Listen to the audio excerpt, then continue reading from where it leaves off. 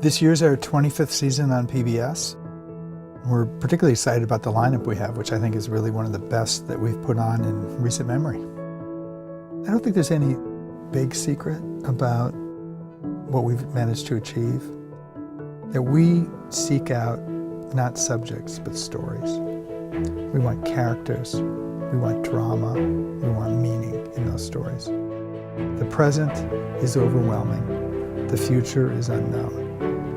And it's in the past that we can sift and winnow, really, and find meaning to our lives.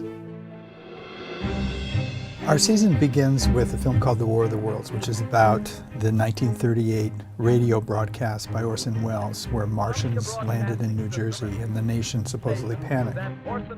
It's a story set in 1938, which is right in the midst of an economic recession.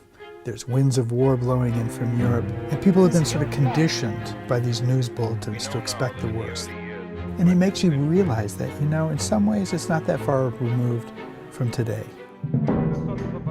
We found this cache of letters at the University of Michigan, which had really never been looked at in depth, from listeners to the radio broadcast who had written into the Mercury Theater and to Orson Welles.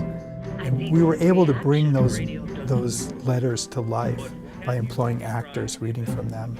And it gives it an edge of both immediacy and a slight edge of humor at times, because these people's stories are oftentimes pretty funny, but they're very human. You can find yourself in each of them. P.S.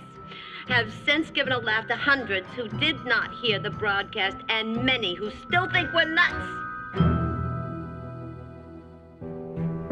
In November, we're really proud to present a two-part, 4-hour biography of John F. Kennedy.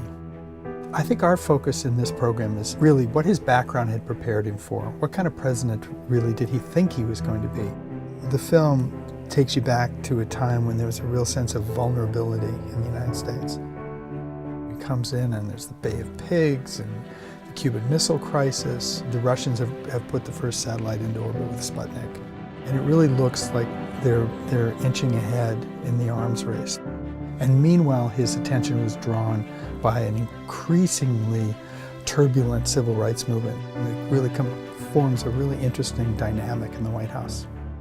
There's new information about his almost unbelievable physical situation, how he was in pain so much of the time.